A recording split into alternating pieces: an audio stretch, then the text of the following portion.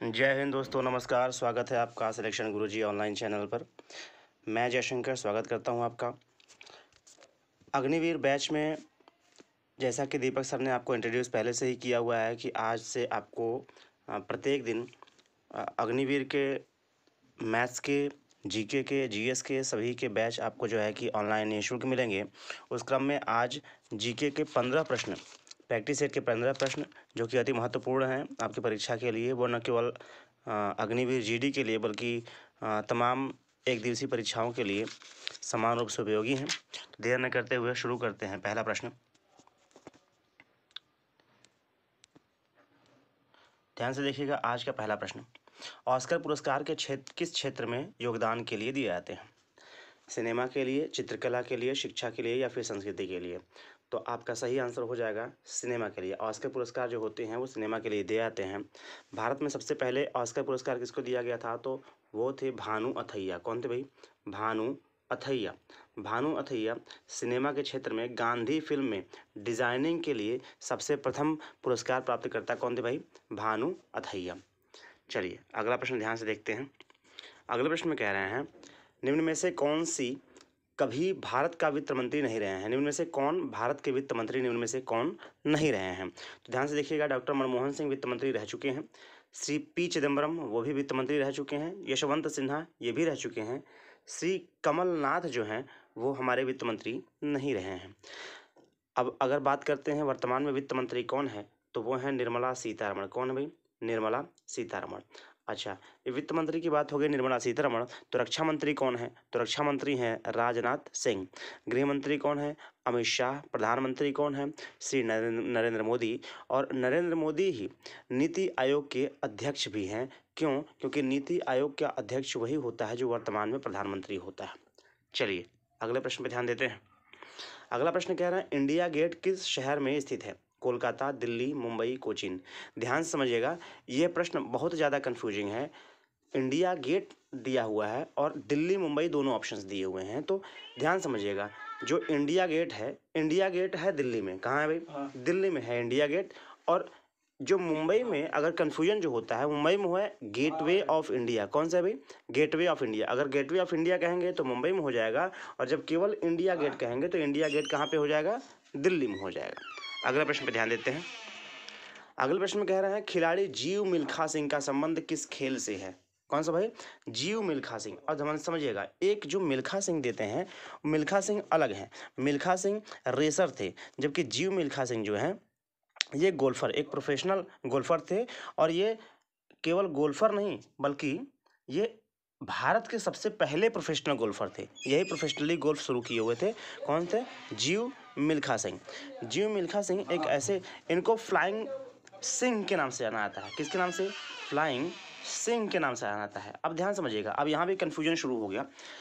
जो मिल्खा सिंह थे, जो रेसर थे, उनको फ्लाइंग सिख के नाम से जाना जाता था, फ्लाइंग सिख के नाम से। जबकि जो जीव मिल्खा सिंह है उनको फ्लाइंग सिंह के नाम से जाना जाता है। एक फ्लाइंग और है, उनको फ्लाइंग फिश कहा जाता है। माइकल फेल्प्स वो तैराक थे, उनको फ्लाइंग फिश के नाम से जाना जाता है। अगले प्रश्न की तरफ बढ़ते हैं। खाली स्थान भाषा केरल प्रदेश में बोली जाती है। मतलब कौन सी भाषा केरल प्रदेश में बोली जाती है? मलयालम, तेलुगु, गुजराती, तमिल। ध्यान समझिएगा, जो तमिल भाषा है वो तमिलनाडु में बोली जाती है। गुजराती गुजरात में बोली जाती है। तेलुगु तेलंगाना में बोली जाती है। तेलंगाना और हैदराबाद दोनों में बोली जाती है। ये जो मलयालम है वो कहाँ बोली जाती है? केरल में बोली जाती है। केरल में मलयालम भाषा बोली जाती है। अच्छा, जो साउथ के जो लैंग्वेजेस होते हैं वो आप उनके नाम से भी कनेक्ट कर सकते हैं, कुछ केवल अलग है। ध्यान से देखिएगा, जैसे तमिलनाडु है, तमिलनाडु में तमिल से तमिल आ रहा है, तमिलनाडु में तमिल बोली जाती है। गुजराती गुजरात में बोली जाती है, एकदम कनेक्टिविटी है। तेलंगाना में तेलुगु बोली जाती है, वो एकदम कनेक्टेड है। ठीक है, और इसके बाद तेलंगाना के साथ साथ हैदराबाद में भी तेलुगु बोली जाती है। आप ऐसे कनेक्ट रख सकते हो क्योंकि तेलंगाना जो है वो हैदराबाद से ही आंध्र प्रदेश से ही निकला हुआ है। तो आंध्र प्रदेश में क्या बोली जाती है? तेलुगु बोली जाती है। बचता है केरल, तो केरल में मलयालम बोली जाती है। इसको ऐसे कनेक्ट कर लीजिएगा, केरल जो है एक अलग जो है कि उसमें है कि भाषा अलग बोली जाती है, मलयालम बोली जाती है। ऐसे कनेक्ट कर सकते हैं कि केरल है मतलब करेला, और करेला किसी को अगर आप खिलाओगे तो कहेगा मत यार मुझे करेला मत खिलाओ, तो मलयालम हो जाएगा केरल की भाषा। अगला प्रश्न कह रहे हैं 2020 ओलंपिक खेलों का आयोजन कहाँ किया जाएगा। यह पुराना प्रैक्टिस सेट है, इसलिए यहाँ पे पुराना करंट अफेयर है। और 2020 का ओलंपिक खेल जो है 2020 में ओलंपिक खेल नहीं हो पाया था कोविड-19 की वजह से। हुआ था 2021 में, वो हुआ था टोक्यो जापान में। कहाँ हुआ था भाई? टोक्यो में हुआ था। टोक्यो जापान में पड़ता है। जापान की राजधानी टोक्यो, करेंसी येन होता है। अब सवाल ये उठता है कि भाई 2024 वाला जो ओलंपिक खेल है वो कहाँ होगा, तो आप कहेंगे पेरिस में। पेरिस कहाँ पड़ता है? फ्रांस की राजधानी है पेरिस। फ्रांस, पेरिस, और करेंसी है होती है यूरो। फ्रांस की करेंसी क्या होती है भाई? यूरो होता है। अगला प्रश्न देखिएगा, भारत में किस राज्य की उच्चतम साक्षरता दर है? मतलब साक्षरता दर सबसे ज़्यादा कहाँ है? आप सभी जानते हैं 2011 की जनगणना के आधार पर यह पाया गया है कि केरल राज्य में सबसे अधिक जो है कि साक्षरता पाई गई है। और सबसे कम की अगर बात करेंगे तो सबसे कम के अंतर्गत कौन आ जाएगा? बिहार आ जाएगा। सबसे कम कौन आ जाएगा? बिहार हो जाएगा। चलिए अगले प्रश्न पे देखते हैं, भारतीय सशस्त्र सेनाओं के सर्वोच्च कमांडर कौन होते हैं? जो हमारी सेनाएं होती हैं उन सेनाओं का सर्वोच्च कमांडर जो होता है वो होता है हमारे भारत के राष्ट्रपति। कौन भाई? भारत का राष्ट्रपति। अब भारत का राष्ट्रपति है तो भारत के राष्ट्रपति किस अनुच्छेद में वर्णित है भाई? अनुच्छेद 52 में। और अनुच्छेद 54 में इसके चुनाव का वर्णन किया गया। किसके? चुनाव का वर्णन। और एक होता है अनुच्छेद 61। इस अनुच्छेद 61 के तहत इन पर महाभियोग यानी राष्ट्रपति पर महाभियोग लगाया जा सकता है और महाभियोग के तहत इनको राष्ट्रपति पद से हटाया जा सकता है। अच्छा, जब सशस्त्र सेनाओं बल की बात की गई है तो जल्दी बता दें कि भाई थल सेना अध्यक्ष कौन है इस समय? तो थल सेना दिवस किस दिन मनाया जाता है? 15 जनवरी को मनाया जाता है। एक नौसेना होते हैं यानी जल सेना, तो नौसेना दिवस कब मनाया जाता है? 4 दिसंबर को मनाया जाता है। और एक वायुसेना होता है, और वायुसेना दिवस किस तिथि को मनाई जाती है? तो आपने कहा 8 अक्टूबर को वायुसेना दिवस मनाई जाती है। आगे बढ़ते हैं। अच्छा, इसके पहले देख लेते हैं थल सेना अध्यक्ष इसमें कौन है भाई? तो मनोज पांडे हैं। कौन है भाई? जनरल मनोज पांडे। थल सेना अध्यक्ष जनरल मनोज पांडे। नौसेना कौन है?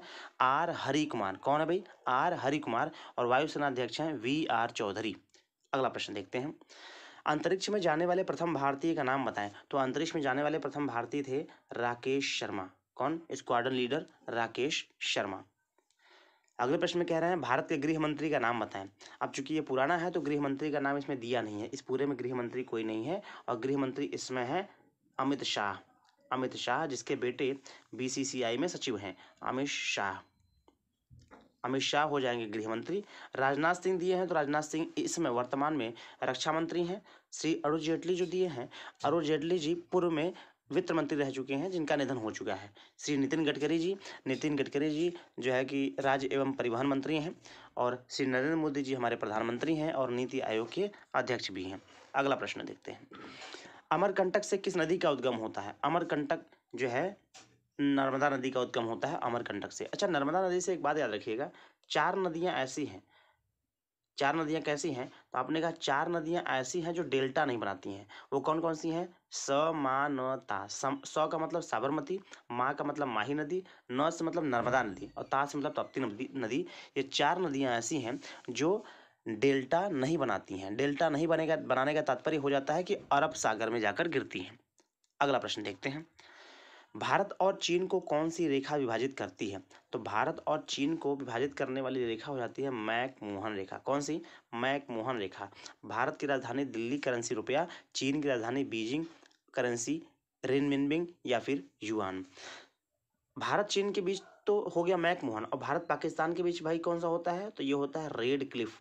कौन सी लाइन होती है? रेड क्लिफ लाइन जो है भारत पाकिस्तान को अलग करती है। और ये जो डूरंड लाइन दिया हुआ है, डूरंड लाइन पाकिस्तान और अफगानिस्तान को अलग करने वाली एक आधिकारिक लाइन होती है और ये भारत से भी टच करती है, तो इसको आप कह सकते हैं भारत और अफगानिस्तान को भी अलग करती है। अगला प्रश्न ध्यान से देखते हैं, भारत में लौह पुरुष के नाम से किसे जाना जाता है? अबुल कलाम आजाद, जवाहरलाल नेहरू, मोहनदास करमचंद गांधी या वल्लभ भाई पटेल। तो सही ऑप्शन हो जाएगा सरदार वल्लभ भाई पटेल जी को लौह पुरुष यानी आयरन मैन ऑफ इंडिया कहा जाता था। इनको भारत का बिस्मार्क भी कहा जाता था। इनको भारत के एकीकरण का जनक भी कहा जाता था, अभी कहा जाता है। और इनका जन्म तिथि 31 अक्टूबर को मनाया जाता है और इसी दिन एकता दिवस के रूप में मनाया जाता है। किसके दिवस के रूप में? एकता दिवस के रूप में मनाया जाता है 31 अक्टूबर को, जो कि सरदार वल्लभ भाई पटेल जी का जन्म दिवस था। अब बचते हैं जवाहरलाल नेहरू, जो कि हमारे प्रथम प्रधानमंत्री रहे थे, हमारे आज़ाद भारत के प्रथम प्रधानमंत्री। मोहनदास करमचंद गांधी यानी महात्मा गांधी जी का नाम है। अबुल कलाम आज़ाद यानी स्वतंत्र भारत के पहले शिक्षा मंत्री जो थे वो अबुल कलाम आज़ाद थे।